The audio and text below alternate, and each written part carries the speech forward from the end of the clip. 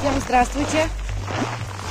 Во время вечерней прогулки я решила поднять одну тему, которую почему-то все оставляют без внимания.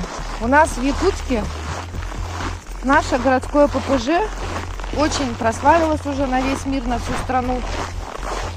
Есть очень много благотворителей, жертводателей. Есть очень много волонтерских групп различных со многих регионов, городов нашей страны. Спасают даже с Америки и многих других стран.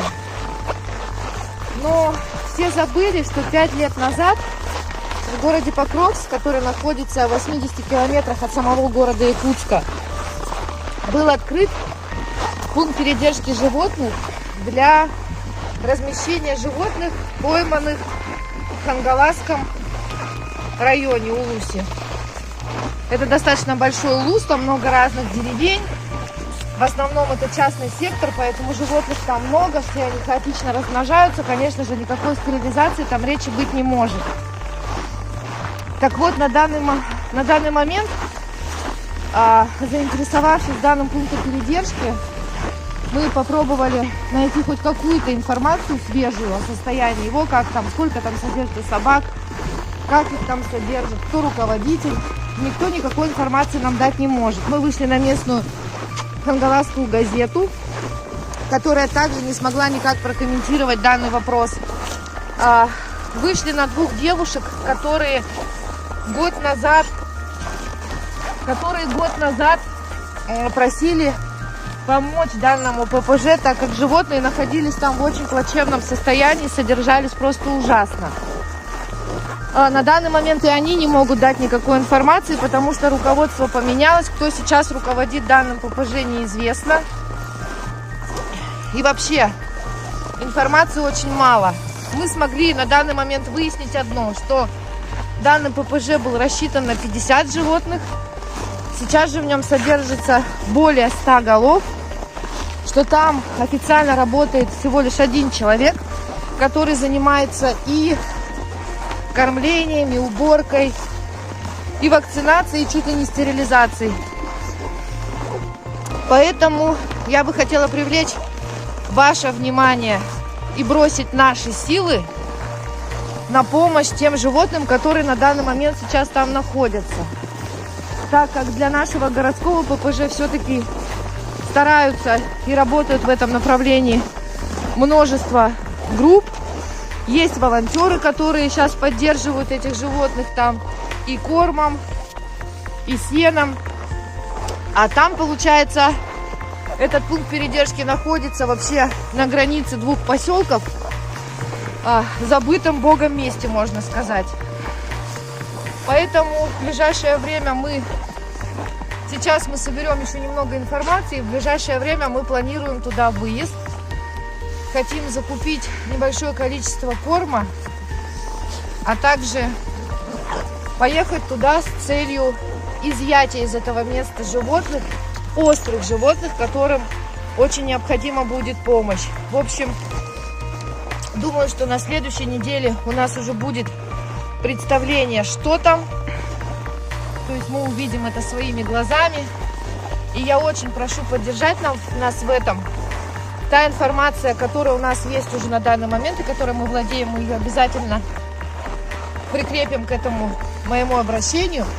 Поэтому та аудитория, которая на данный момент нас поддерживает, мы очень просим нас не бросать и очень просим нас поддержать, чтобы мы смогли помочь спасти тех животных, которые на данный момент находятся еще в более плачевной ситуации и в более худшем концлагере, чем наше городское ППЖ и, возможно, многие другие пункты передержки.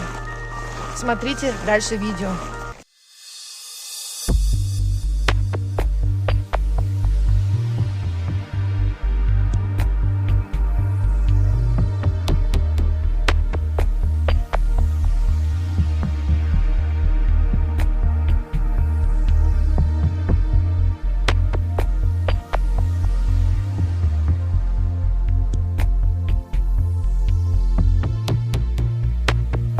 Вот первая будка добра, которую мы сейчас стартовали. Дальше передаем другим организациям и школам, например, общественным организациям тоже даем челлендж, чтобы передали нашему приюту будки добра. Минимум нам 20-30 надо. Да? У нас есть программа «Забери друга», и вот наши щенки как раз через средства социальные сети будем раздавать собак, чтобы люди пришли и забрали отсюда своего друга. Так, еще третья программа идет, это проект, то есть это не потерять друга, а туда уже идет регистрация собак, то есть чипирование. Если, не дай бог, собака сюда попадет, мы найдем регистрацию, по чипу можем найти хозяина, например, если собака чипирована.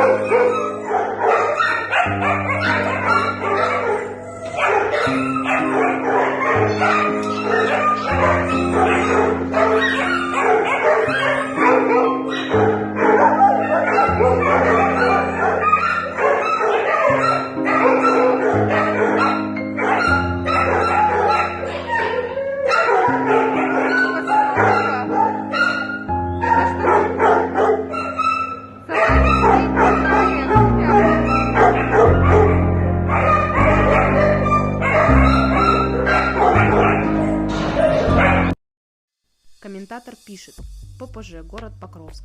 В поисках своего пса попал в это ППЖ. Работников не было, собаки моей тоже не обнаружил. Зато увидел удручающую картину: 5 вольеров, в одном из которых гора трупов собак, и 4 вольера с обреченными на смерть. Вот так выглядит пункт передержки бездомных животных города Покровска, не просуществовав еще и полгода.